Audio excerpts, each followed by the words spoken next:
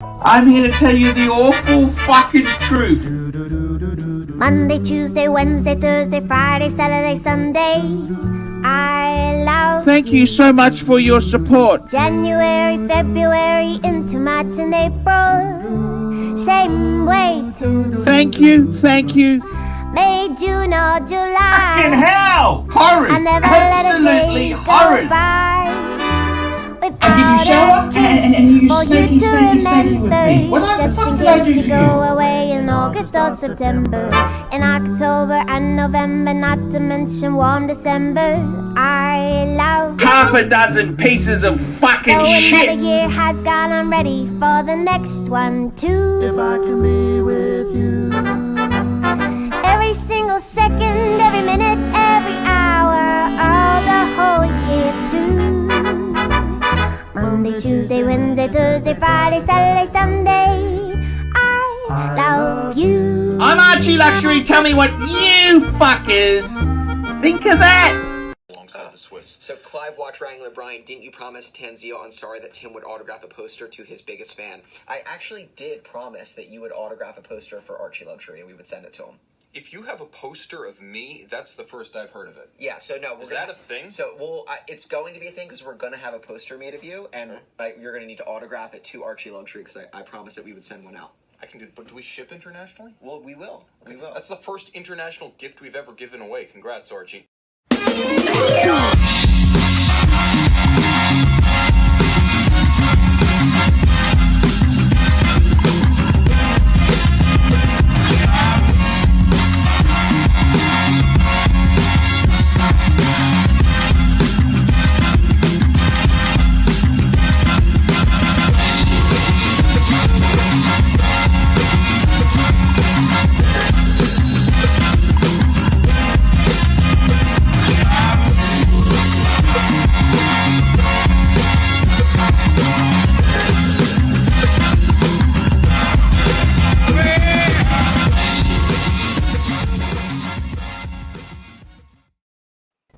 Hello and good evening from Israel, Germany, and Canada.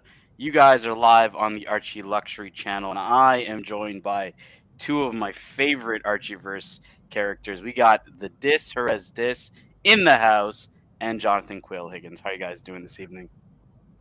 Great, thank you.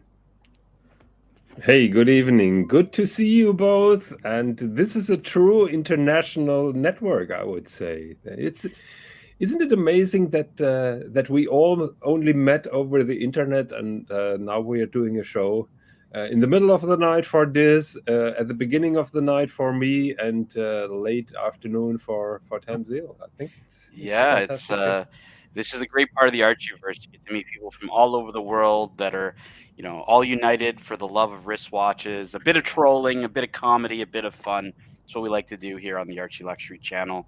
We've got an action-packed afternoon here. The pre-show for the ArchieLuxury live stream that we're doing here on the main channel, and a lot of topics. Everybody in the chat, feel free to ask any questions. If you want to send a donation in, you can super chat in, and we'll read out your donations. Give you guys good value for money. Hopefully, the Pontiff will join us at some point during the pre-show, and we'll maybe get started by saying hi to some of the folks in the chat. We've got E14 Art who says fist. We got Ross Rachel Brady's life coach who says we are here and waiting in deep anticipation. Very deep. the suspense. We got Phil W who says, well, I wouldn't go as far as waiting. Deep anticipation. We got P. Lucas who says pre-prime time. The watch community. Will the Rambler, Mike the Snake, join the show and ruin it with 15 minutes? We don't know. We got Higgins on the show. Maybe Mike the Snake and Higgins will go through a whole montage of watch finishing discussions and dual link swan necks as how they are intrinsic. Yes. Got the Magpie. Good evening, Magpie. We got Art who says, why are there no manual wind chronograph movements? Well, there are manual wind chronograph. That's an interesting question. I'm wearing a manual wind chronograph right now. Yeah. No, but he's asking why there are no new manual movements. Yeah, I mean, what do you want to define as new? Like not as a evolution movement, like the 3861 off of the old speedy movements, or I don't know. I don't know if he means just a completely new movement that hasn't been seen before. I'm not sure. Yeah. Nick M, who says, "Hey boys, hey guys," and Mr. Sky Dweller, pre-show vibes, rolling joints with feet in the pool. that sounds like a better play than sitting at 11:30 in the night here in Germany on the computer. So, it's all good. It's Mr. Sky Dweller is living the dream, I would say. I would say so. What's been happening this? Maybe get us started. What's been happening in the Archieverse over the past week? What's the gossip? What's the news? What's all the fun that's been going on this? You tell us. You're asking me, Tan? Well, you've been around. Like what's the news? What's been happening? Tan, I've not been around. I'm currently in a mental asylum, man. I don't know what's going on. Well, hopefully we will give you a decent show tonight, and we can add some news to that and gossip before the live show. But this week's been pretty, I don't know, it's been pretty tame. I think Archie's been doing his usual 7 days and keeping up his appearances. Higgins has been all over the map. He's been attending many shows and giving cameos and what have you. We got Yankee Doodle who's joining us. How's it going, Yankee Doodle? Good supporter of the channel. And Jonathan, you've been busy. What's been new with you in the virtual world of wristwatches? Well, nothing really new on the field of watches, I must say. But I was presenting and cleaning my silver Mont Blanc office accessories on Crappy Luxury and on the ArchieLuxury early show, and so I have clean solid silver things to play now with, which is nice. And other than that, I'm talking with some of my friends here in the community about watches, sometimes watching shows about value retention to get myself a little bit more educated about the financial background, and that is usually firing me up. Now, would you say you're an expert in making money on your wristwatches, or have you lost a lot of money on your wristwatches? Well, in total, I lost a lot of money because whenever I do a profit on a watch sales, usually more money goes into the next project, unfortunately. There we go. We have Art who's followed up, who said, "Why can't Omega or other big companies make a 34mm 5 hertz flyback column wheel lateral clutch movement that fills the case? I don't know why the 321 reissue is such a big deal when it's 50 plus years old." So he's speaking of the classic Lamania based movement that's popularized by the Speedmaster. They reissued it called it is available in the Ed White. They have it in other models as well. Very, very low production from Omega. That movement was also used by Patek Philippe in their chronographs up until they made their own in-house movement, which Jonathan doesn't claim is in-house, or maybe is a clone or a based copy. On the same architecture. Yes. So Jonathan still considers that a clone, even though all wristwatches are based on the same architecture at some point. So we'll split hairs there, Jonathan, on that part. Why is it a big deal? Art. It's, I think, more. Think about the 861 movement was out for so long, and the 1861, and now the 3861, which is a cam chronograph. And I think that a lot of folks, I think it's just the nostalgia of it. I mean, the reason why people buy moon watches, and it specifically is centered around the fact that it's really the tie to that whole story of going to the moon and the 321 being an historic movement in the pre-moon watches as well as the early watches. So I think that's just what it is, right? It's just the fact that it's not been available for a long time, and the reality too is those watches have lost a lot of the quote unquote hype.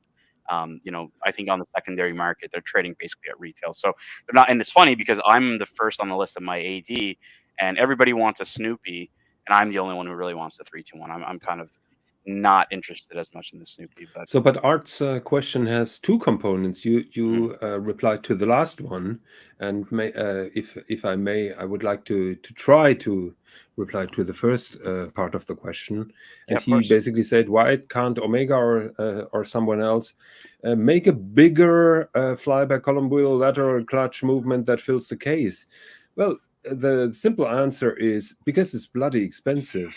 To develop a new in-house movement is very expensive to develop an entirely new chronograph movement is super bloody expensive.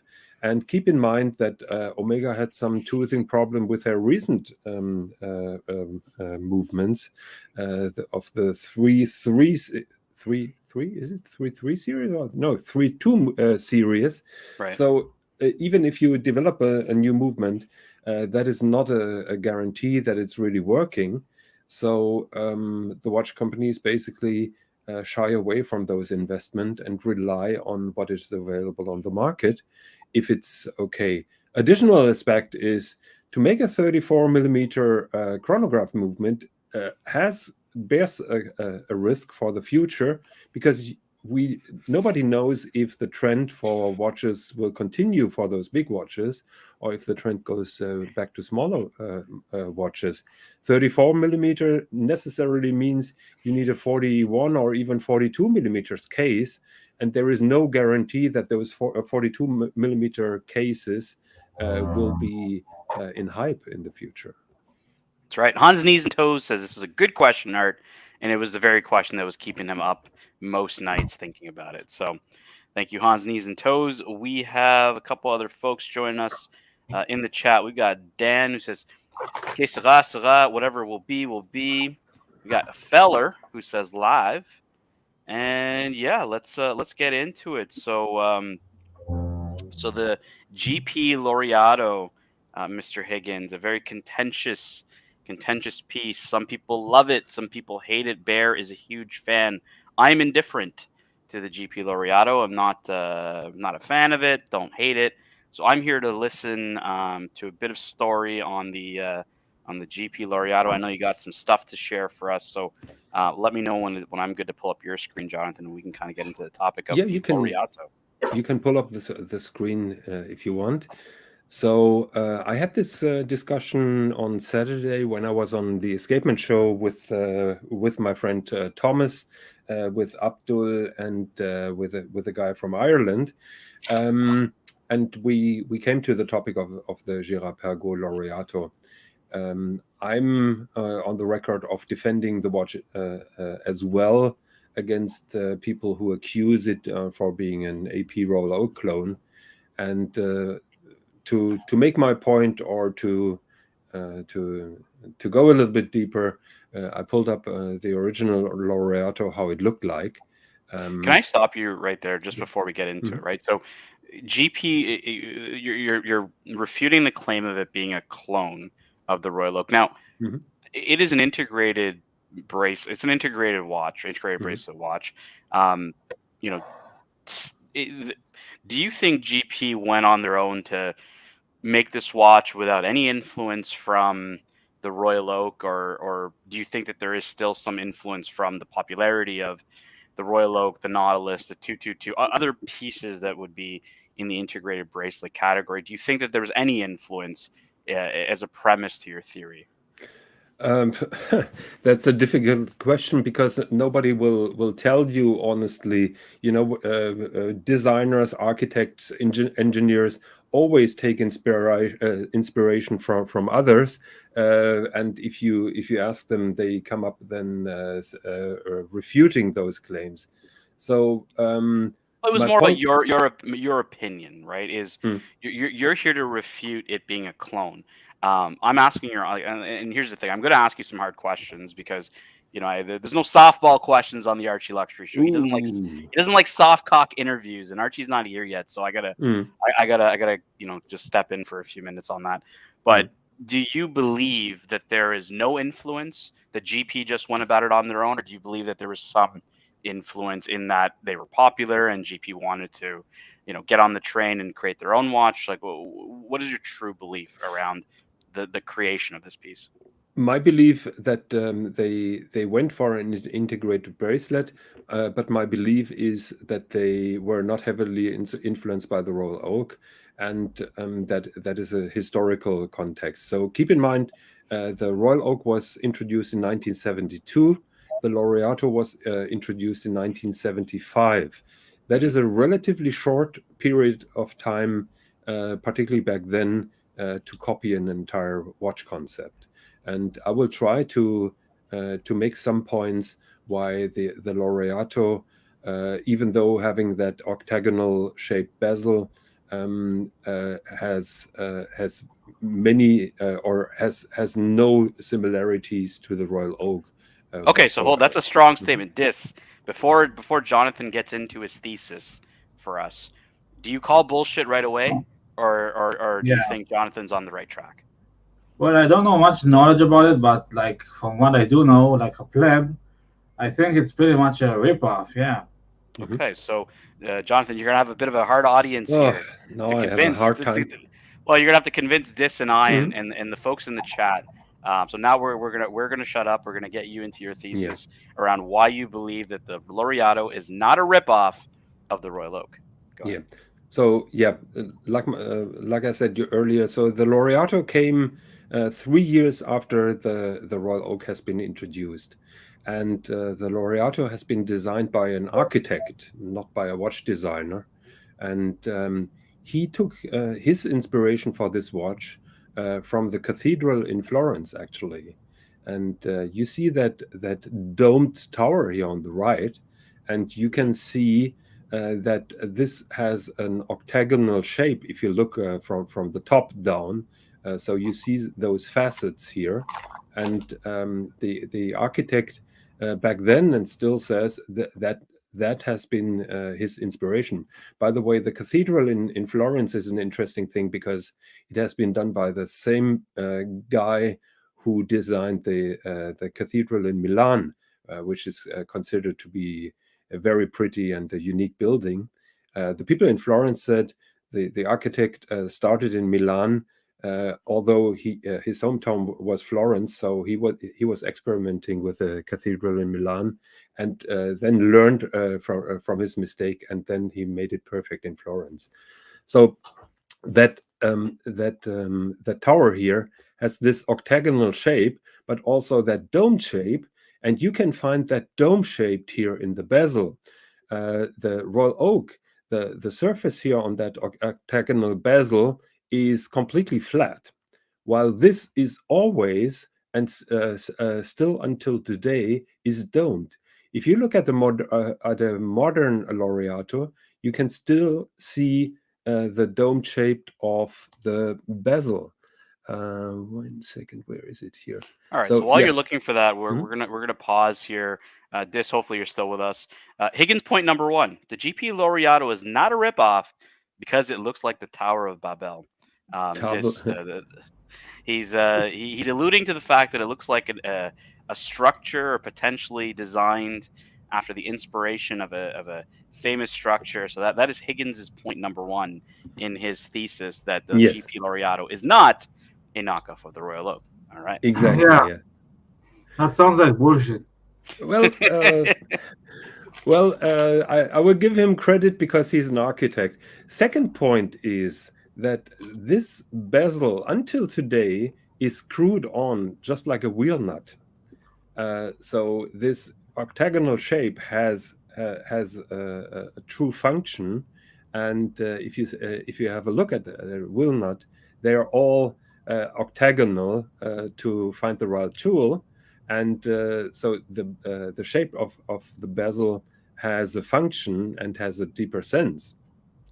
And just like I said, the octagonal shape, we have the dome shape, and we have this dome shape that is continued here in this tower in Florence. Please let me know if my accuracy of these points is incorrect.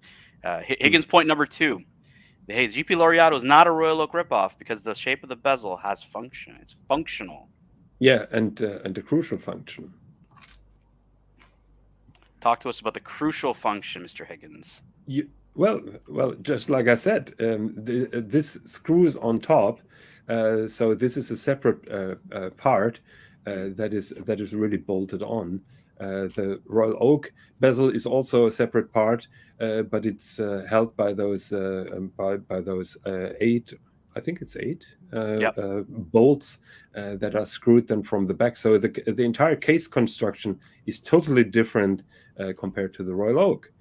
My third point is the construction here of the bracelet is totally different than the Royal Oak, that has those little intermediate links that hold the links together, while the design of the Laureato bracelet is relatively flush with those little joints in the middle.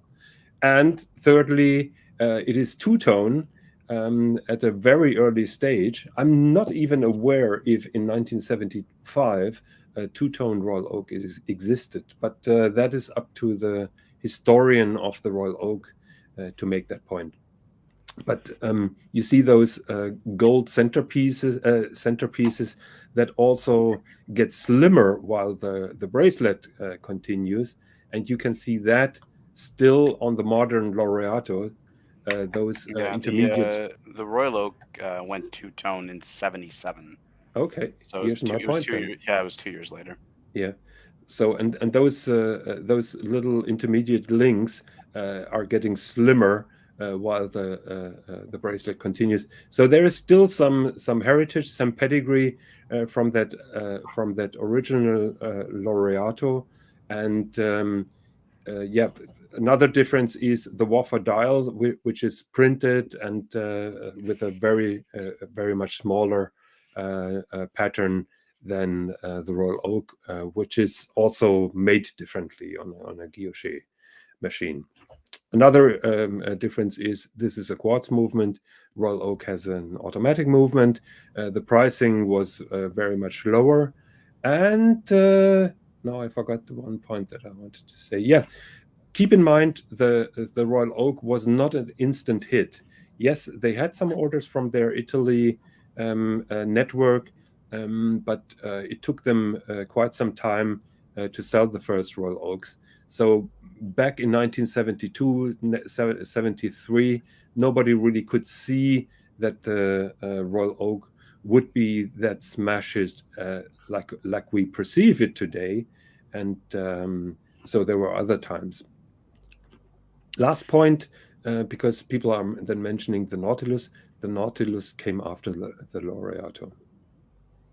Yeah, the Nautilus was released in 1976. Higgins point number 3, the GP Laureato is not a Royal Oak ripoff because it is a Tissot PRS ripoff. Come on, did you type that? Well, Art's asking, are these really Archie's comments? Yes, it was definitely me. We don't think Archie could be this witty. Archie would just agree blindly. I see. I understand. Now this should be interrupting us, telling us to back the truck up. Yeah. Back the truck up. Because for us, we're skeptical here on Jonathan's theories, right? Well, listen, again, I am a complete pleb about these watches, but Higgins' second and third points kind of make sense.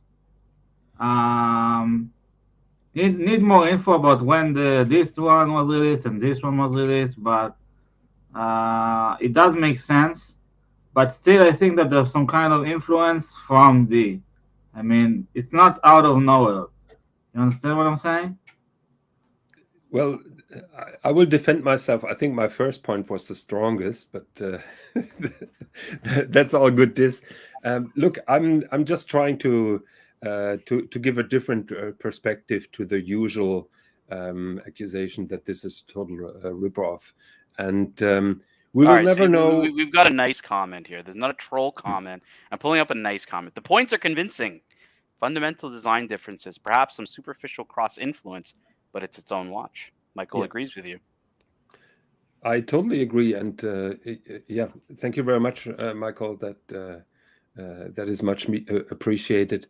You can go back. Every watch has a kind of round dial and crystal, with the exceptions of the square watches.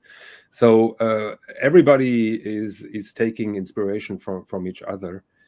I don't know if the Royal Oak was really the blue print, or if that is a totally independent thinking. But I think it makes sense when you just look at that domed bezel versus the flat bezel on the Royal Oak.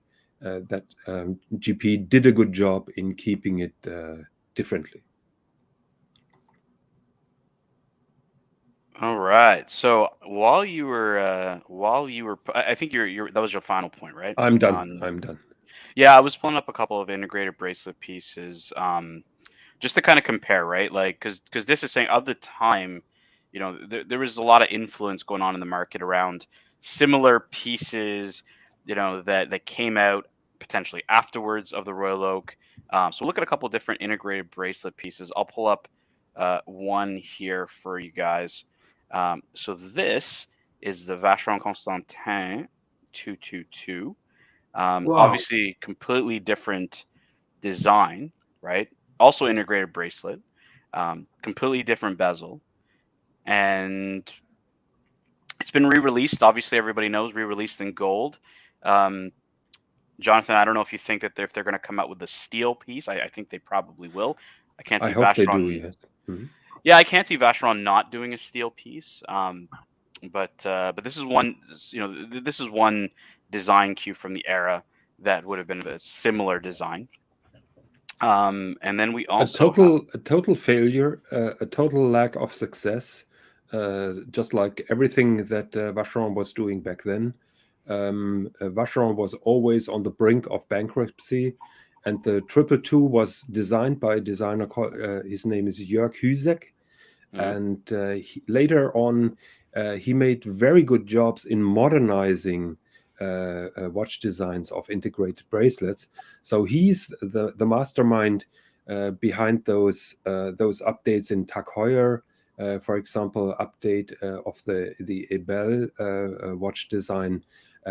He created the Brigade Marine, for example. He was in charge in updating some of the original Daniel Roth designs. So very good watch designer. In my opinion, very good design, but a total failure. I think they sold like 2,700 men's watches over the years of the 222. Mm-hmm. We've got Dan, hopefully with a, hopefully this is a sarcastic comment. He says, "We need more integrated watches. Don't think there's enough of them."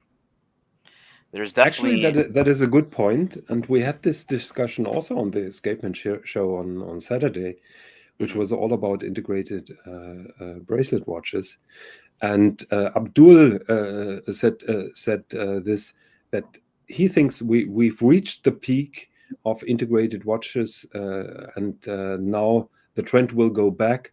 And I was reminding the audience that this is always following a wave. So things are getting hyped up, then getting out of fashion, coming back again.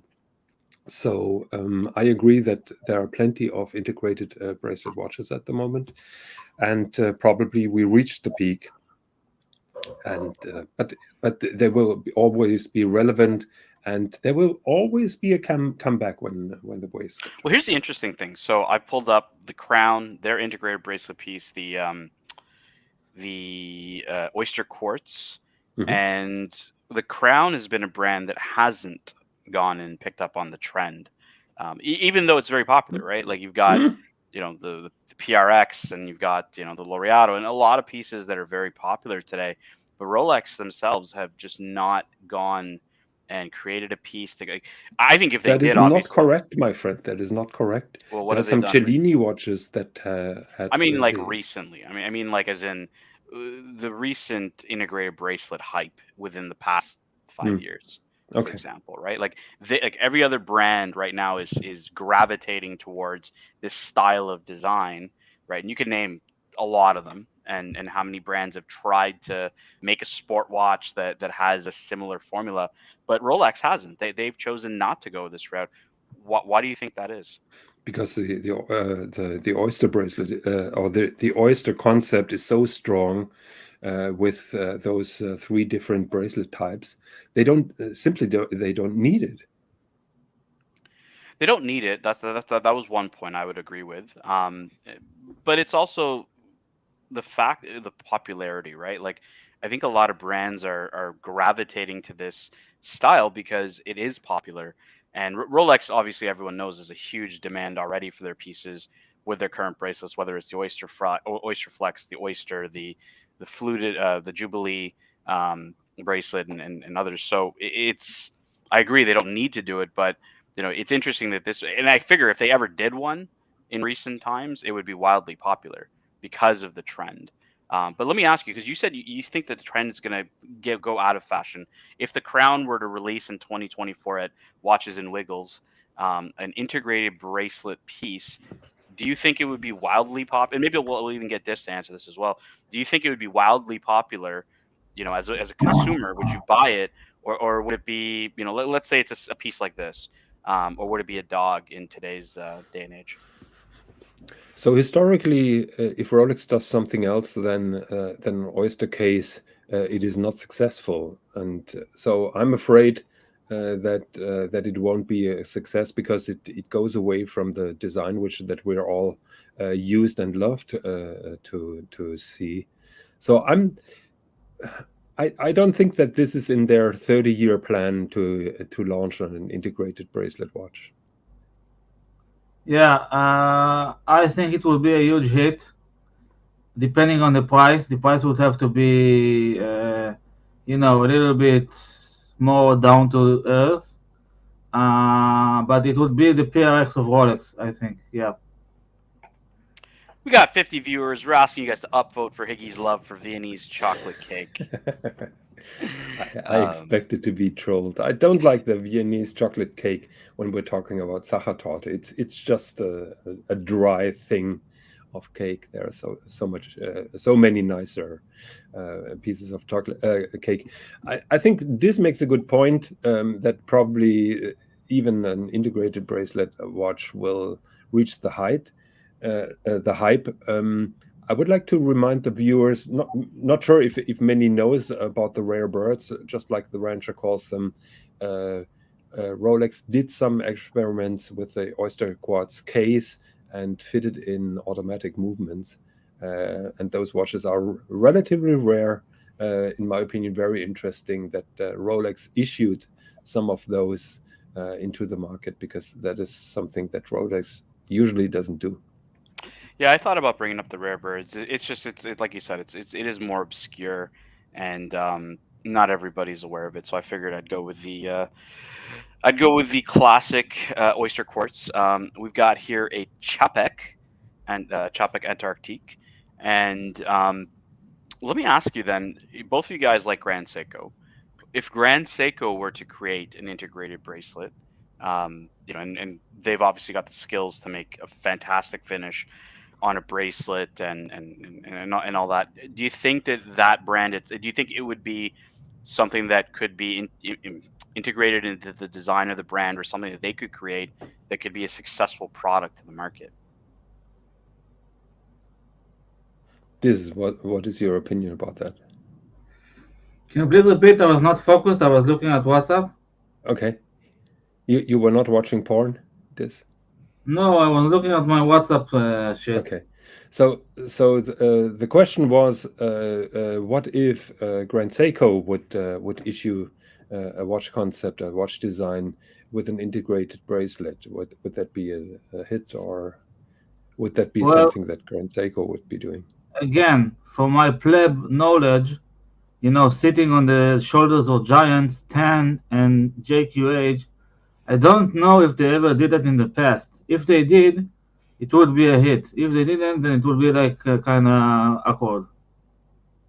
I think this makes a good point.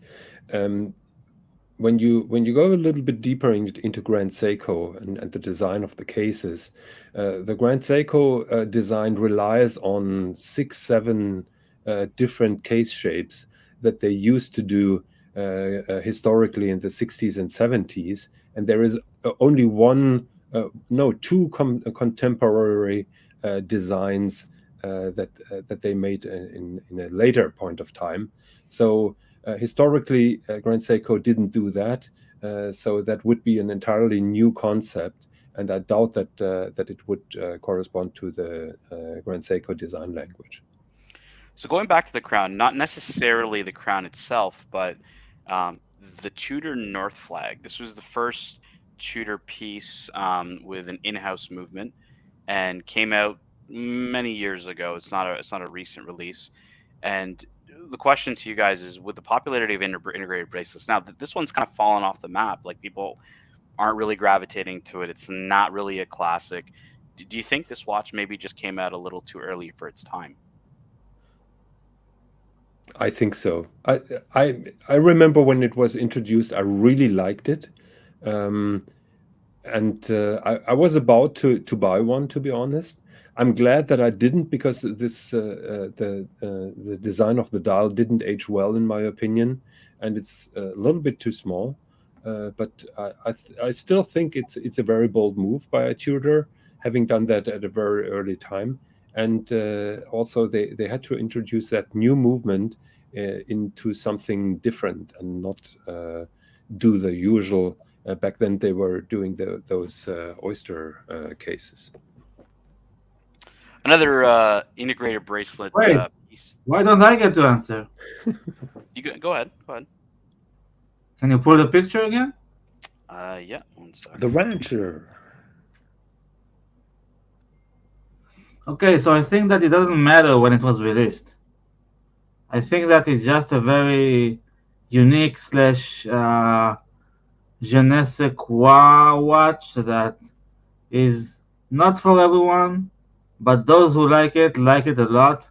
It's kind of niche, and that's why it didn't succeed, but those who have it love it very, very much. So, you know, it's not meant to be a big success in the first place. Adil says he went to see the North. So he was originally he was close to buying one. He said he went to see it, and said it didn't really do much for him. He felt that the Zenith Defy stood out way more for him. I'm not a huge fan of the Zenith Defy. I did like this watch when it came out. I found it very interesting. I found the move to go to an in-house movement very interesting. But I think over time, it's just, I think it's lost its way. If they revamp it, or, you know, spruce it up a bit, I think maybe we're at a right time where the market's a little bit more, I'd say a little bit, you know, has a bit more of an appetite for these kind of pieces. But yeah, it's a bit unfortunate that this one didn't take off amongst a sea of black bays that we really see on releases every year. But that's for the Tudor. That's for the Tudor. I applaud Tudor for not using the snowflake hand. Yeah, that's a contentious one, because it's a love or hate. Some people absolutely love the snowflakes. Other people absolutely hate them. A 2023 Watches and Wiggles release, the IWC Ingenieur. Everybody was, you know, smitten with this watch. Me, not so much. I don't know about the panel. Are you guys big fans of the Ingenieur, or are you guys, you know, kind of lost a bit of the steam from the excitement of the releases at Watches and Wiggles? This? Well, I never saw it in the flesh, but from the pictures, I fucking love it, and I would love to try one out and see if I really fucking love it. What about you, Higgy? What are your thoughts? I totally love it. I was always a big fan of the Ingenieur. I was waiting for years that they would update it and or go back to the Genta design. I'm also on the record of defending the Ingenieur in 2 points. Point one, the Ingenieur is far too expensive. Yes, it is. But let's keep in mind the Ingenieur was always priced relatively high from IWC. Even the previous generations of Ingenieurs were always priced above a similar date just. And that is what they did with the new one. The second point of criticism is that they're using a movement which is based on the ETA 2892 with their Peloton automatic winding mechanism. and that gave them some criticism. Again, I'm defending IWC because the predecessor, I think that was the reference 3711, if I remember that correctly, that had the IWC in-house movement, and the result was a blocky, chunky, edgy thing that was more or less unwearable. It was too thick, and one of the merits of the Ingenieur is that it's protected with a soft iron casing, which means a soft iron dial, a soft iron ring around the movement, and a soft iron cap underneath the movement, between the movement and the case back.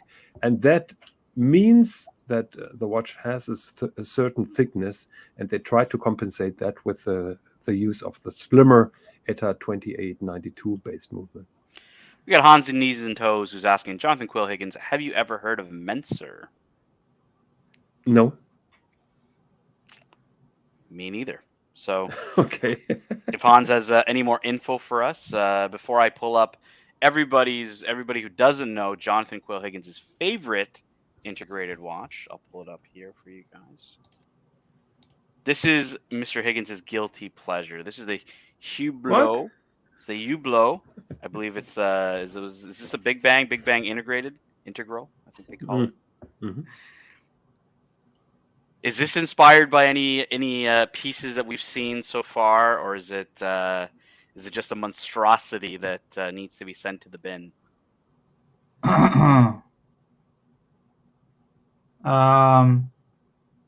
It's not a monstrosity. It's not my kind of watch.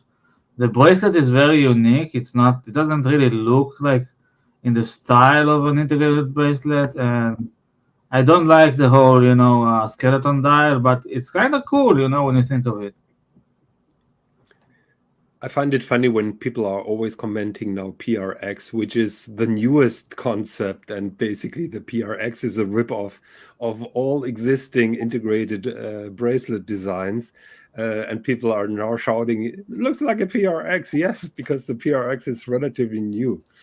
So it's quite okay. So let's go a bit further back in time then. Let's not be as modern as the PRX. Let's take a trip back in time to something that was designed by our friend Gerald Genta. We got the Omega constellation, another integrated design. I was never a fan of the constellation in whatever iterations it's been in over the years. I don't know if you guys are ever big fans of the Omega constellation. It's just not my cup of tea at all. But I did pull it up for everybody to see. Obviously, the constellation, it's all of its variations. Where you can see it in Genta. And that is correct. Yeah, that is correct. But it is considered an integrated bracelet piece. You can see design differences of this piece over time. Very, very different constellations here that you can see on the screen. But yeah, electro quartz. This one. Yeah, funny how Omega is using those range names for all types of watches, if they're connected or not. Yeah, I mean that's not uncommon for Omega. They, I mean, their Seamaster lineup was, if you try to find a classic Seamaster, it's not going to look like your Bond Seamaster, that's for sure. Can you go on the 1990s constellation with the two prongs, because there are some no down. This is 70s. Manhattan. Yeah, here we go. So this I think it came up in the 1995, and it had some polarizing design because of those prongs, or how would you call them, on the side? Yeah, you can call them prongs. Why not? Yeah. So Omega is defending the design a little bit.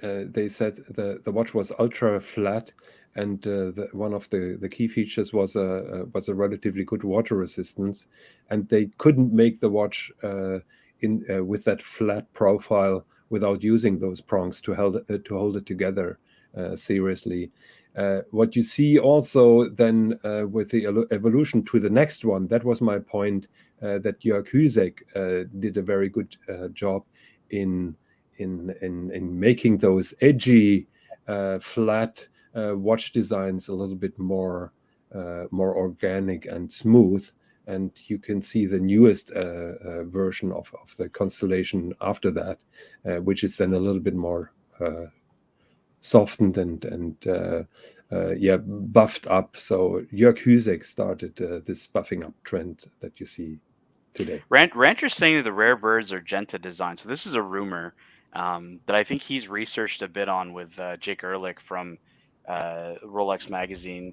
That's it's a rumor that the Crown also employed Gerald Genta to design pieces, and he believes that the rare birds, which had a similar design to the oyster quartz, were made by Gerald Genta. I don't know if there's ever going to be a definitive answer to that one. Dan. Yes, sir. Dan, why do you say the Crown? You sound like a tennis commentator. The Crown. The Crown. That's the way I say it. What's going on, GMT? What's going on, boys?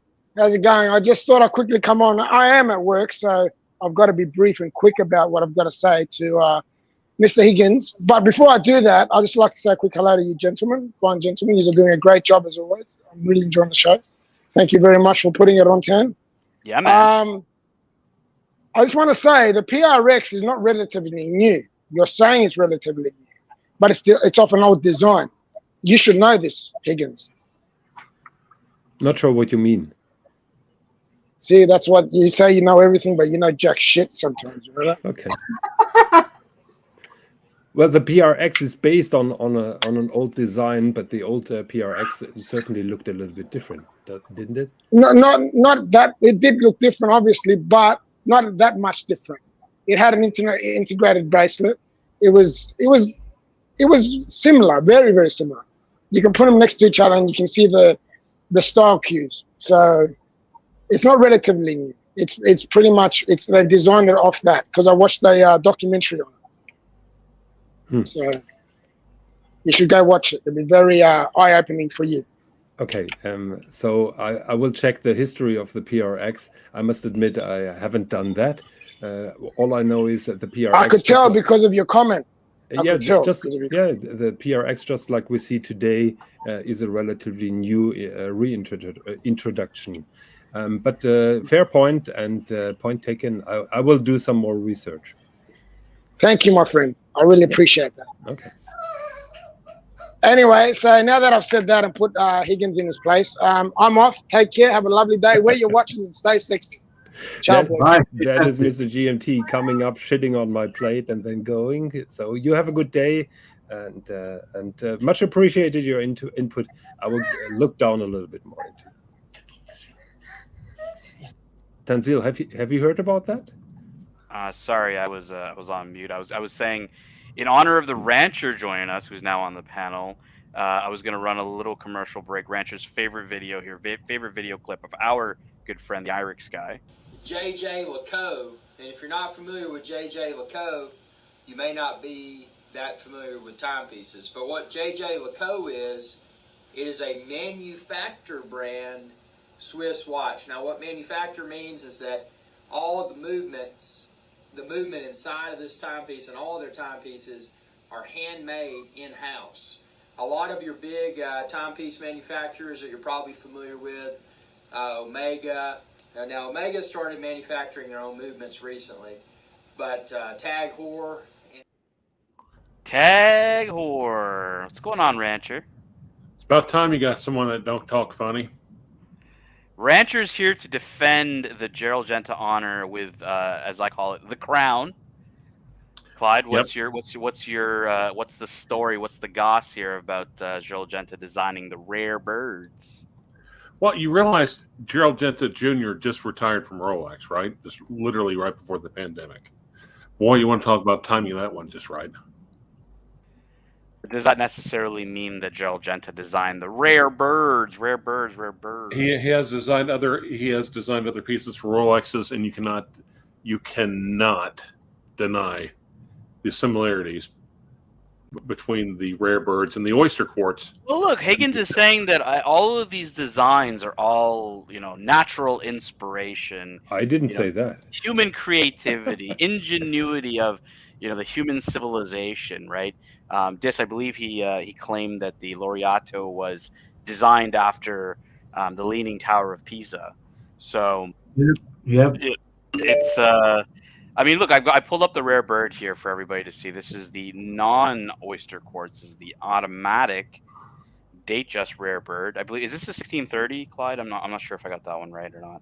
Yes, because and the other one, the 1530, is not a Datejust; it's just a date, even though they're both 36 millimeters.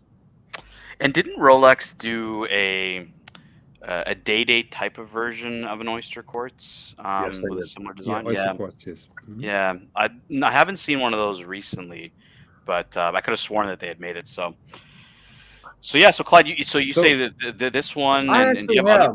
There's one south. There's actually one available, and I was asking about it, and even the gin tingler said, "Nah, your rare turds are more interesting than the oyster quartz day-date." Well, I would say so, right? You're not.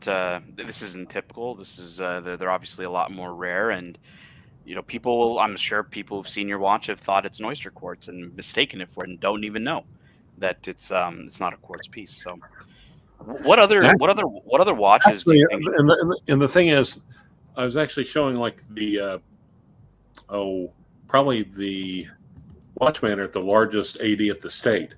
He said we don't have any quartz. I said, this is not an oyster quartz. And then I stuck my finger in his face and said, be quiet and you will learn something. So didn't Gerald Genta say in one of his interviews that one of his designs for Rolex became reality, and historians are fighting over if it's the King Midas or if it's the oyster quartz? So yeah, that's why I pulled up the King Midas, because this is the one that people argue is a Gerald Genta design piece. Clyde, do you think it was both, or do you think it was just the King Midas? Or well, and like I said, if you also pull up Bob's also lists the 1530 and the 1630 as Genta designs. Yeah, this is from Bob's article, so it shows the King Midas. I can see because it has Bob's up at the top, so yeah. Kind of picked up that little subtly there. I'm scrolling down, but nothing. Just showing. I think it's an article just on the King Midas itself. Okay, but you pull up Bob's on the 1530, and he definitely talks about Gerald Genta. Let's have a look here. The 1530 Babs watches, 1530 Ultimate Buying Guide of the 1530, which, as you mentioned, was a date. Yes. I still like the 1630 better. I don't know. The 1530 is all right. Don't dislike it. It's possible to actually get links for the 1630. The 1530, not so much. Oh, hey, by the way, I actually got my bracelet back for the 1603 from Rolly Works in Miami, and I'm quite satisfied with the results. By the way, in the background, I'm Googling here for Tissot, and Tissot Horny. Tissot Horny. Their claim is that their PRX design is based on the C Star, and I'm trying to find the C Star with an integrated bracelet that looks remotely just like today's PRX. So far, I haven't found one, so I will try to find that documentary that Mr. GMT was talking about, and I'm happy to correct myself if they really made something very similar to today's PRX. We got some hard jurors to convince here, Counselor. Clive's evidence for why he made this could support 30 different conclusions. That doesn't make it right. Okay, so what are the other 29 conclusions? We've got time. Start listing now. Thanks. Well, he wants you to make claim beyond. No, he's being superlative. So let's see your other 29 conclusions. Start. This is why it's always good to have a lawyer on the panel, Jonathan. We'll be going through circular logic for quite some time. We do have, I don't know, Dis, if you're still around. We got our good friend Dis, who's got a little surprise for us on the show. We're going to do a bit of a pivot here. This Dis, is just a let me monkey? know. No, just let me know when you're ready, Dis. It's a monkey. Tell me it's a monkey. I don't know. I don't know what it is. This says I got a surprise for you guys. So I said, all right, let's see what our good friend has for us. So yeah, let me know whenever you're ready. Just pop on your camera and I'll make you full screen. But in the interim of that, yeah, look, like it is hard to claim otherwise that this could be a Gerald Genta design on at least on the rare birds and obviously the rumor on the King Midas. And yeah, we got Jimmy who's saying upvote and support the show, fellas. We got 50 people watching the show in the pre-show for ArchieLuxury. Archie will be on in 30 minutes doing his main show on the ArchieLuxury live stream channel. I'm sure he'll pop on before. But since I'm here, I don't really have to appear on that one. That's what you're saying, Tan. I appreciate it. Thank you. Yeah, you can appear wherever you like, man. No, actually, you see, I don't have to appear on that one. So thank you. It's been many moons since I've done a show with you, Clyde, on the actual mainstream channel where you used to do live streams. We've got great upvotes from our friends Magpie and the Super Collector, our friend Russ, as well. Thank you. All right, we've got Dis, who's got a surprise for us. I'm gonna make you full screen Dis, and take the show away. We've got a nice ashtray of cigarettes, glass of water. And something on the table, boys and girls. Now, is this a new piece, Dis? Is this a complete unboxing? New old stock. New old stock. And when did you pick it up? I got it as a gift. Got it as a gift. Nice.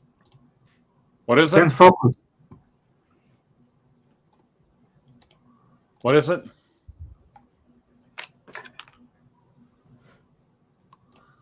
So I see a piece of plastic. HMT. HMT. Okay. Cool. Nice. Pop that sucker on the wrist, Dis. Give us a full unboxing, the full experience. Okay. Wow, it's fully sealed. Yeah, this is not like. It's going to take me some time. This doesn't keep his shit fully stickered in a bank safe there, Kiggins. Yeah. Sticker. And this, while you're unboxing, some of the chat is saying they were expecting a Motorhead tattoo.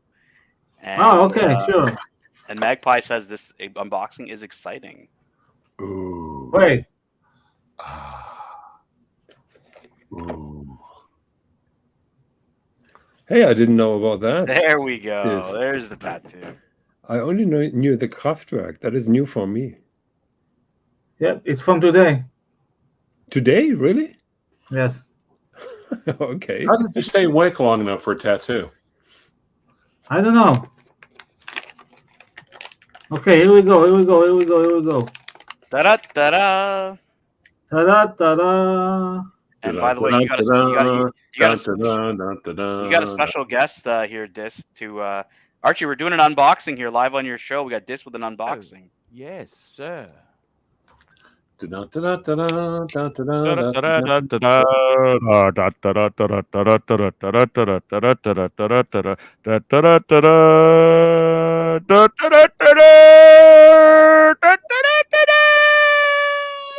that classify to be an integrated bracelet design? I think it is. Dis, can you tell us a little bit about the company? Because I have no idea about that company, that watch company, and the background of the watch. HMT is an Indian watch company. Oh. The movements are mostly citizen. No in-house. Oh. Is it 37 or 38? Looks good on the wrist, man. No idea. Yeah, I got it from a friend. It's a gift from a friend. Looks really good. Look, you can see me in the reflection. Yep. Yeah. Hello. Is that a stainless steel case or is that chrome plated? No idea. JCB says it's great value brand, HMT. This. Thank you. Jimmy says that's a cool watch and he's digging the bracelet. Archie, what do you think? That looks awesome on Dis's wrist, don't you think? It looks amazing. Yes. Looks amazing. Thank you. It looks good. Let's wind it. Let's wind it, okay? Let's wind it, baby. Okay. Wind it. Wind it. Wind it up. Wow, I feel everybody's watching me. Damn. It's okay. Have you ever seen Archie try to change a bracelet live on air? It's one of the funniest things I've ever seen. Yes, sir. Wait. Somebody say something. Power it up. How much was it? How much was it? How much was it? It was a gift. He said he. The gift. I don't know. And we are not asking. We are not asking about the value of gifts. Okay, that's okay. It's yeah, that's very. Red very second true. sand is cool. Says Canuck Watch Collector. And I found the box crystal very interesting. Lots of love in the chat here for you, Dis. Looks really good, man. I like it. Yeah. Focus. Yeah, your camera sucks, but other than that. Wait. I'll switch the camera, okay? Yep, no problem. Yep. Wait a minute. I'll take you off full screen while you do that. So Tanzil, in the background, I have a Tissot Sea Star from the 1970s. Archie, there's been it's been a pretty. We'll make this full screen one more time here. Oh. Look at that! There. Yeah, now we're talking. Yeah, that looks gorgeous. I like the grey, the Thoop. That's a Thoop dial. Yeah. You know that grey matte sort of browny grey. Beautiful. Absolutely beautiful. Brownie. It's a winner chicken dinner. Microwave chicken dinner. I think it's microwaved as well. Put it in the hot bar. I also love the Hebrew warning on his pack of cigarettes. Archie, we've got into a contentious. Caution. Use this product can cause you to become uncircumcised. Archie, we've gotten to a contentious point in your live stream where GMT hopped on and gave Higgins a bit of a beating around the Tissot PRX not being a new piece, and so Higgins is responding to the claim now. So yeah, well, I was researching. Just quickly, Thomas Burdett, £2 for this unboxing. Ace of Spades. Yeah, baby. Thank you. Thank you very much. So I'm just getting the link up as we speak, by the way, guys. Yes, sir. Go ahead, Jonathan. So my claim was that the PRX is a recent design, and people are now comparing the PRX with all kind of designs that came previously. And in the background, I was searching for 1970 Tissot Sea Star, and apparently that is where the design from the PRX came. So I stand corrected. Thank you very much, Mr. GMT, for the hint. And I've learned something new today. Thank you very much. All right, we've got ArchieLuxury here. I want to pivot a bit because, you know, we've gone through the topic of integrated bracelets. Let's talk about some of the most expensive watches ever auctioned. And Archie, we're gonna bring up our favorite brand on the channel, Patek Philippe. Patek Philippe, some of the most expensive watches ever auctioned. Yes, sir. Clivers, we're going to start here with a stainless steel reference of 5016A. You got a little retrograde minute. Cool, look at that. Calendar and a tourbillon as well. That was one watch, wasn't it? Piece unique. Yeah, but I think that was for only watch. Yeah, one only watch. Yeah. Mm-hmm. So Archie. Yeah. Yes. And this one sold for $7. Yeah. Oh, Motorhead, England. What happened to the ArchieLuxury tattoo? How long did it take to get this tattoo? 2 hours. 2 hours. When did you do that, Dis? 5 hours ago. Wow, what happened? What made you get the tattoo? I love this band since I was 14. Okay, that's enough tattoos now? Yeah, yours too, but in the future. Yeah, just yeah. What did your parents say about the tattoo? They're okay with it. It's quite expensive, isn't it? How much was that? Wow, it was 2,000 shekels. Wow. Yeah. I see. So that's about $500. Could you afford that? This I can, yes. $550. I sold some watches, I can, yes. Well, what watches did you sell? Some Seikos and Citizens and stuff. By the way, this the spare part for your GMT Master is in the mail. Should arrive on Monday with me, Oh. and then we have to discuss how this gets. I don't know if that was such a sensible idea, Dis. You should have kept the money, man. It's okay, Archie. I have money. It's okay. I'm good. I'm just worried, man. Hey guys, I've got to go. And Archie Tanzel said since I appeared here, and I don't have to appear on the other channel now. So you guys have a good night, okay? Be well and good night, Rancher. Thank you very much. Auf Wiedersehen. Bye bye. So Archie, I got a world time here on the screen. Sold for $7 million. It's got a Eurasia dial, and it's one of three. $7 million. Yeah, it's the Khaleesi dial. It's a Khaleesi dial.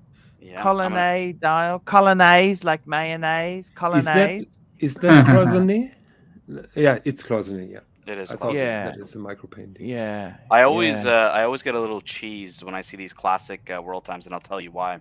Because on these classic world times in Eastern time zone, they used to do New York and Montreal, but unfortunately, Canada's lost its influence since probably the 1930s and is no longer on the dials. Oh, that's so sad, man. Yeah, it's unfortunate, but I would get Montreal on. I feel. Don't worry, Tan. I feel as bad as that when they took Brisbane off.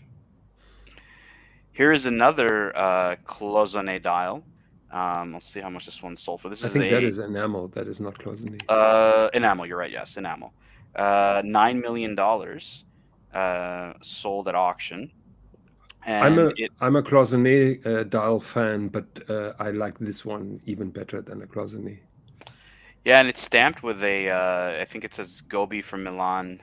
Is I guess it was a partner of Patek, and just look at the lux. They're so beautiful. Holy shit! That blue is just beautiful. What would you prefer, the Khaleesi or the blue? What do you prefer? I vote for the blue. Blue, baby. Archie? Yes, sir. Blue or cloisonné? Khaleesi. I gotta go for the Khaleesi. It's amazing. That's art. $9 million, ladies and germs. $9 million for that one. Then we have an Egyptian Prince's 1518 perpetual calendar chronograph. Whew. This was 9.6 million at Sotheby's. Archie, you're a big fan of the 1518. It's one of your favorite watches, I think, of all time. Oh, that's one of the classic, iconic Pateks. This is a perpetual calendar chronograph, baby. You like it over the 24.99? I think 24.99 is this. Yeah, 24.99 is actually my favorite because of the biggest size. And John Lennon had one of my favorite musicians of all time. Do we know where this watch ended up? I don't know.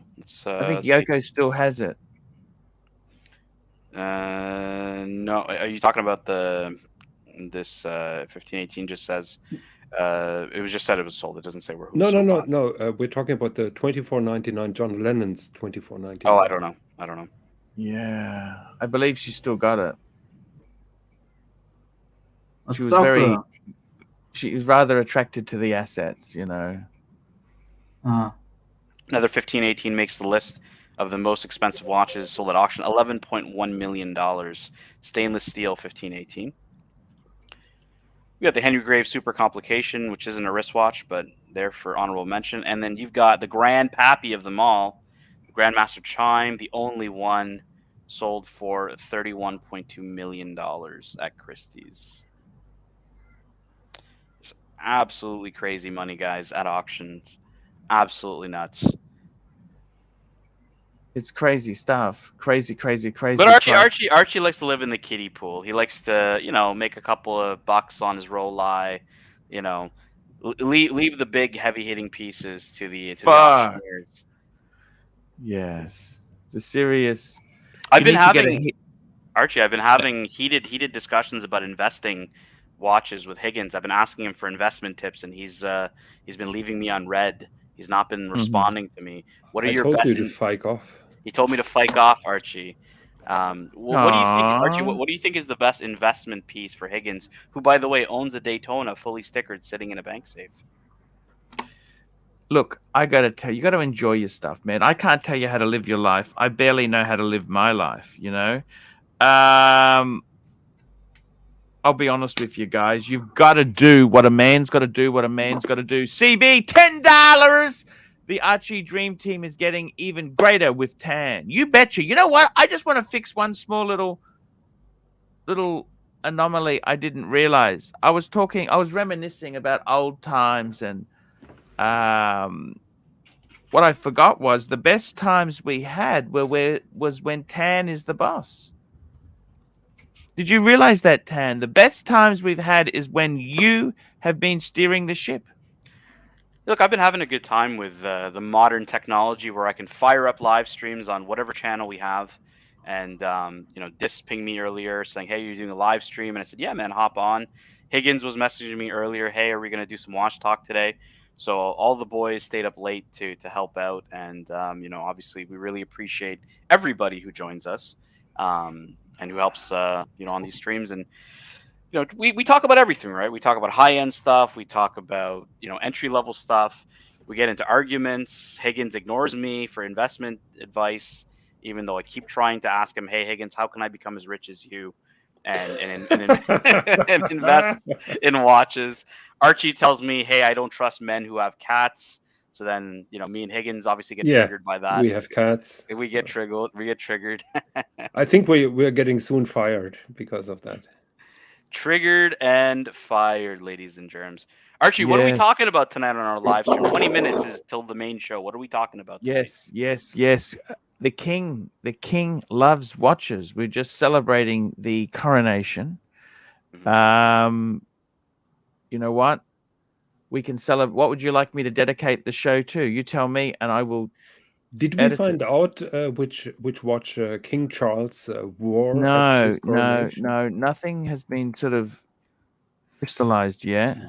Yeah, people were talking about the Parmigiani, but and for you, JCB, I pulled it up, the 2499, and we got a picture here of John Lennon here with the 2499 is an amazing piece. I really do love it. Pretty freaking cool. I'll zoom in for you guys here. Archie, is there a more perfect piece out there than a perpetual calendar? Oh my God. From Patek Philippe. I have to say it because Jonathan's on the show and is not a probably wouldn't Come on, say but I'm not the biggest Patek fanboy, but who can say no to a 2499? Do you think the 2499 is the greatest vintage watch there is? If you could have any vintage watch, what would you choose? I'd go with 1518 over it, personally. Ooh. Yeah. Why would you take the 2499 over the 1518? It's bigger, more modern size. I think it's just superb. Get the fuck out of here. If you had a 1518, you'd be wearing that girl size watch all day, man.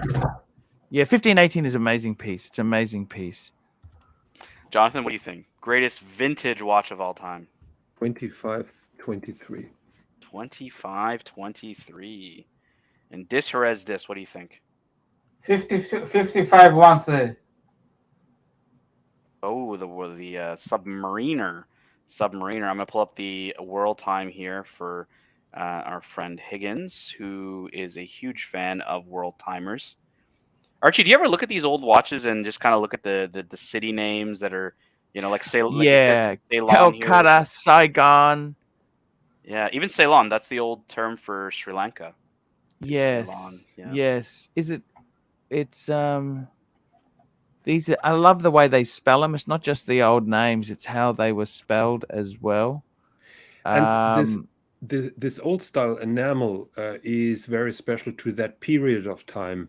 There was a big article on a collected man, and those colors cannot be reproduced in a modern age because apparently the combination or the recipe of those colors were highly contagious to the people who worked on those enamel dials.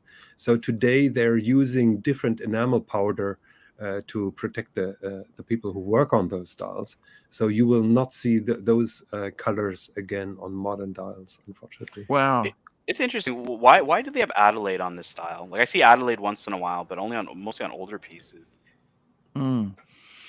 Adelaide was the capital city of South Australia. It's the only state which was actually settled by free settlers. It wasn't settled by convicts. One of the few that was settled by free settlers. A better class of punter. And so if we go to Europe, a couple of cities that are still there: London, Paris. They have Rome, which is listed as Roma. There's no Bangkok. You notice that there's no Bangkok here? There's no Bangkok. They got Saigon. They got Singapore. They've got Saigon, Singapore, yes. Beijing, Tokyo. which is listed as Peiping is Beijing. In Europe, you have London, Paris, and then you have Algiers from Morocco. You have Oslo, Geneva, and Rome. Moscow, Istanbul, and Cape Town in South Africa. Then you move to Baghdad, and then Aden, I think, is in Yemen. Maybe I don't remember where that. Yes, Yemen. Is. Yemen. You got Ceylon. That's Sri Lanka now. Sri Lanka, yeah. Bombay, Calcutta, Singapore. Interestingly, if you even go further, you got Alaska and you got the Klondike, which is interesting. And instead of Los Angeles, you got the entire state of California. As a time zone, which is pretty cool to see. The mask, $2. What use is a tachymeter on a watch these days? Not much. Most people don't use it. Some people who are working in industrial production are using it to time the output of a machine in pieces per minute. Mrs. Higgins uses it to tell Jonathan to slow down when he's speeding. Yeah, that is true. No, she just reads the tachometer. Tan, I have that article about those old enamel dials in the background. Oh yeah, I'll pull it up here for you. Go ahead. So have a look at those beautiful dials, and Rolex made some fantastic enamel dials back then. I think that is a Rolex dial here. So, Jonathan, I asked Archie yesterday a question. If he got all of his watches back, which we're hoping he will, what would he do? Like, would he sell any of them if his collection came back, the Burgle collection? He talked about flipping the world time and the annual calendar. So he said he would buy a real Fike-off piece. Archie, would you ever go cloisonné dial? Would you ever go with something? If only very, I very could. expensive? If only I could. If only. Okay. If only I could. I look at that there. Have a look at this style here. That gives that three-dimensional effect because some of those fields are translucent and some are not. That gives the extra depth in that dial. It's just amazing stuff. What were they using in those enamel there? You said that was quite dangerous, the formula. Would it have lead in it? What did it have? Arsenic? They had all sorts of... Arsen and lead, I think, are the critical parts, the critical elements, yes. But you don't see those colors anymore in today's watches. Look at this. No. And that's patina and also the original colors, Yeah, that is the blue one that we talked earlier, the 25, 23. Yeah.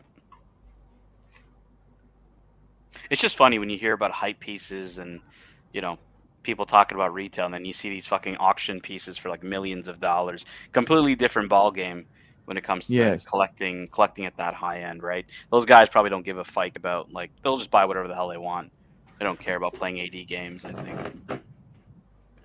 That is my favorite dial, and it's placed in a Rolex.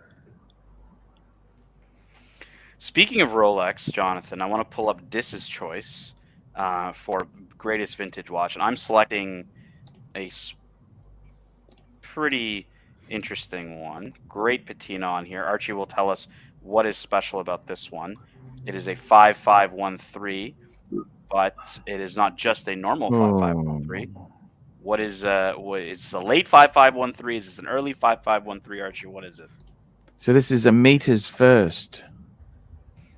And what does a meters first mean? It's one of the older ones. So this would be early 60s, I think. Would you say early 60s? I would say so. You were talking about you would consider getting a late version of 5513, probably one from the Yeah. Yeah. Well, late 80s. I had an R serial number 5513. Do you prefer the 5513 to the two-liner 14060? Yes, I prefer the 5513. It's just such a. That was one of the last sports watches to actually go sapphire. Yep. I think I'd go with it in plastic. I think I would be searching for a meters first. I like the meters first ones. They used to be so fucking cheap back in the day. Like I remember you can get them for like under, and this is not even. It could have been. They also the last of them had the spider dials. They had that fault with them too. Some of them had the spider dials. So you know why the meters first are not as desirable as the feet first? Why is that? Why are they not as desirable? Well, James Bond had a role with that because the 5513 that is seen in Live and Let Die has the feet first and the meters last. And I guess that is one of the reasons why. I thought the meters first were more desirable. They were earlier. I didn't think. Well, they're also more rare too, right? Because there's only a limited time they were meters first before they went to feet first for, 2 decades basically, right? Was that longer? Okay. Oh yeah, feet first was way longer. Meters first was like 5 years, something like that. It's the same on the 1680 because the 1680 I think was meters first for Mark 1 to 3. Because I know if you go to Mark 4, I had a Mark 4 and that was feet first. This is a Mark 4, and you can see it's feet first. But if you do a Mark 1, you'll see on a Mark 1 it'll be meters first here in the Mark 1. Bless you. Archie, this is one of you had a box papers red sub, like fuck. Yes. And you sold it for 1680? Yeah, 1680. I'll just be one tick, guys. Yeah. He had a box paper 1680. He bought it for 2,500 and sold it for something like 4,500. So yeah, so Mark 1 is meter first, Mark 2 is meter first, Mark 3 is meter first, then Mark 4 goes feet first. Yeah, that's how it was. So you could see that the Mark 1 was basically the meters first was from 1969 until when did the Mark 3? So it's only like a year, 2 years production of that before it went to feet first. Okay. Yeah, so still pretty cool, but yeah, I would.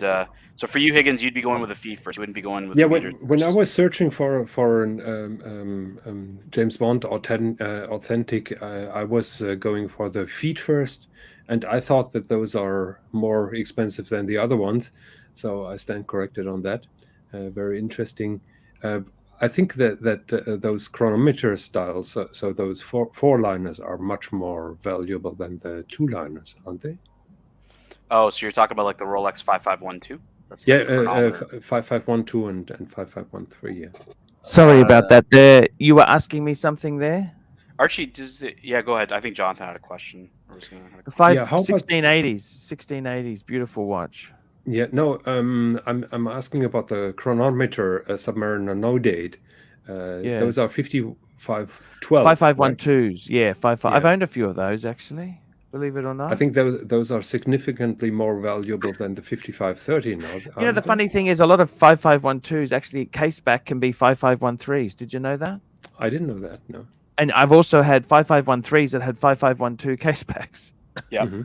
Yeah. All I know is that the 5513 with the plastic crystal, just like Tan said, Yeah. they were offering that for years when they had the Submariner date already with a sapphire crystal, and nobody wants the plastic crystal anymore. And you know the other thing is too, the best dial is that Explorer 5513 with the 369. That's I've never owned one of those. I've never fucking I think I've seen one, but I've never touched one. I've never touched. They're fucking so valuable. But those are 5512, aren't they? No. The Explorer dial? Oh, good question. Or no, but here's a I'm not sure. 5513. Here's a 5513 with it. Okay. Yeah. I only know the 6538 that had those Explorer dials. Hey Tan, I got to go over to get the other show going. I put the link in. It'll be up very soon. Thank you guys. Take care.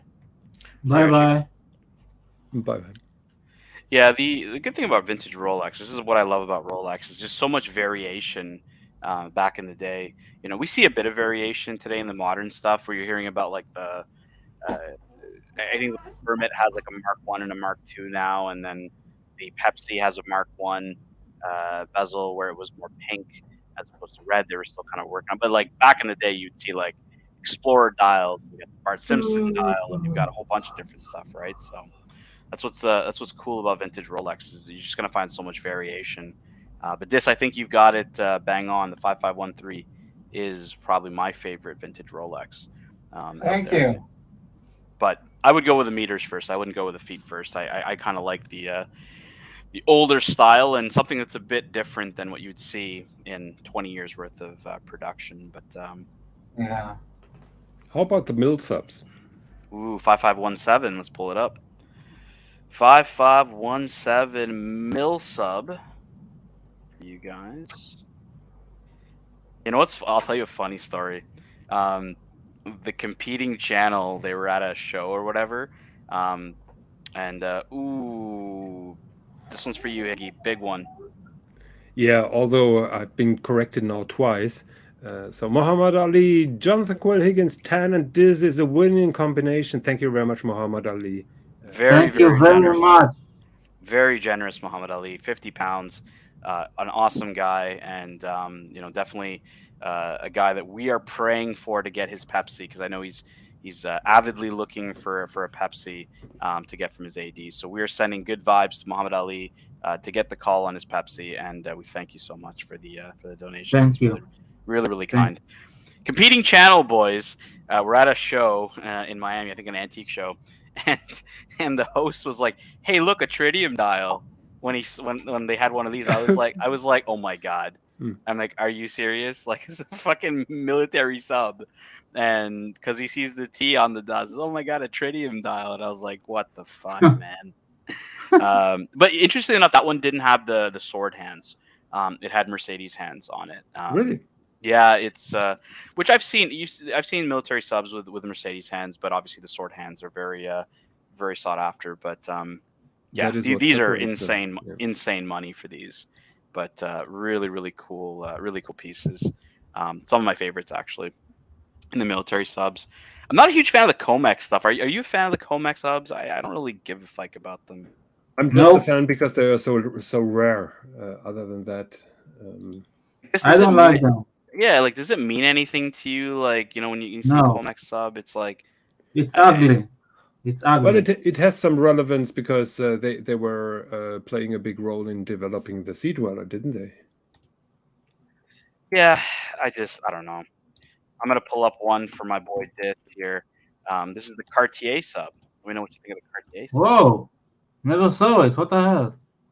Yeah, the Cartier used to do what a lot of like the Tiffany brands did. They sold Rolex in their shop, and they had their own branded Rolexes, and this is a Cartier branded Submariner. Yeah, that just looks like a little school kid took a pencil and wrote Cartier on it. What am I pulling up here in the background, Jonathan? That is my favorite picture. That is a guy called Michael Wood, and he showed off his Submariner collection at one point. And, yeah, I saw it. He has a couple of mil subs and Comex on the right side. So that is an awful, awesome. It's too late in the night. I'm giving. It's an awesome collection of vintage Submariner. Jimmy's asking, are Millsap six-figure watches? They absolutely are. Very, very rare. Oh, but they used to be cheap as chips back in the day. Like a friend of mine bought a Millsap for like 9,000 euros a couple of years back. Yeah, they were so cheap. And vintage really blew up over the past 10 years, I would say, and just value skyrocketed on these. Even when I started, really getting into vintage, which was probably around like 2013, 2014, these were starting to really creep up. I bought my red sub around 2016, and I think I paid maybe 15 or 16 grand for it. Had a beautiful eggshell white hour markers, and the patina was like eggshell white. It wasn't like a pumpkin patina or something like that, but it was very clean. Dial was original, hands were original, all the lume was original, which was great. It had a newer bracelet, the 93510, I believe, or 95310 bracelet, as opposed to the traditional or the original bracelet, but that was fine. I kind of preferred the newer bracelet anyways on it. It had the fat font insert, which was period correct at the time. So really, really cool. Like if you guys like vintage Rolex, you still have it? No, I sold that piece. It's funny, when I was selling it, I had a friend who had a Mark 1, and he was like, "Do not sell this watch." And it was a Mark 4, so I was like, Mark 4 can't be that worth that much. And then they started skyrocketing right after, and I was like, what the fuck, man? It was unfortunate.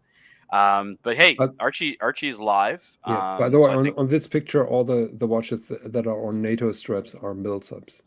Perfect. Well, if you have a few minutes, Jonathan, before bed, maybe we can hop onto Archie's stream real quick, give him some support. We will be moving over to the ArchieLuxury live stream. It'll automatically transfer everybody. We want to thank everybody for joining us. Thank you, Dis and Jonathan, for supporting and helping us here on the show today. And we will see you guys on the flip side. See ya.